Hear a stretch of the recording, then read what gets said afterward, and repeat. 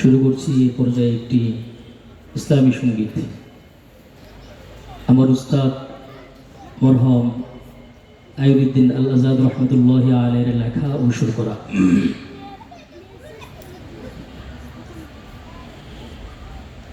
যদি পরগাছার মতো বাঁচতে হয়, যদি মায়ের ধর্ষিতা মুখ দেখতে হয়, তবে এমন বেঁচে আর লাভটা কি তুমি? সে কথা কখনো ভেবেছ কি? যদি পরগাছার মতো বাঁচতে হয়, যদি মায়ের ধর্ষিতা মুখ দেখতে হয়, তবে এমন বেঁচে আর লাভটা কি তুমি?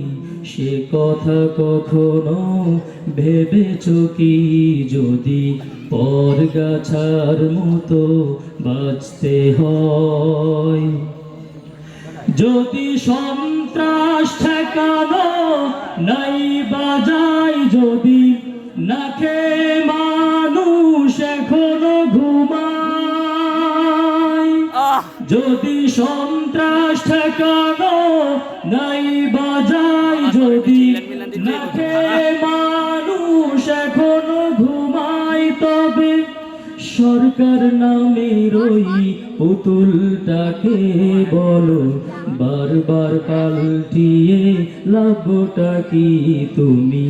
সে কথা কখনো ভেবেছ কি? যদি পরগাছার মতো বাঁচতে হয়, যদি আমার ভাই মরে মাদক নেশায়, যদি এসিড আমার বোনের মুখটা পুড়ায়, যদি আমার ভাই মরে মাদক নেশায়, যদি এসিড আমার বোনের মুখটা পুড়ায়, তবে নির্বাচনী সেই ওয়াদাটা ভেবে দেখো তুমি, শুধুই ফাঁকি তুমি? সে কথা কখনো ভেবেছ কি?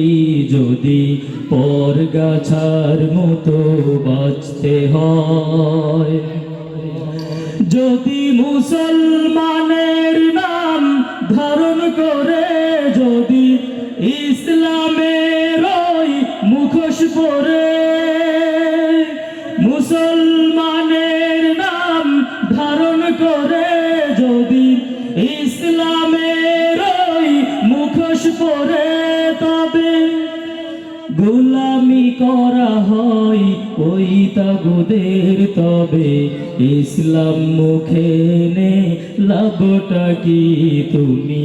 সে কথা কখনো ভেবেছ কি?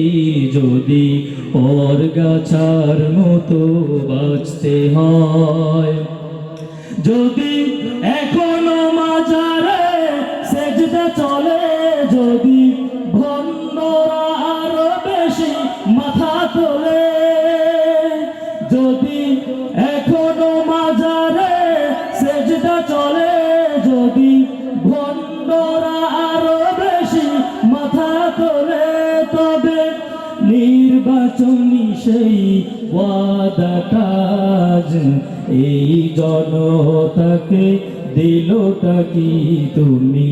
সে কথা কখনো ভেবেছ কি?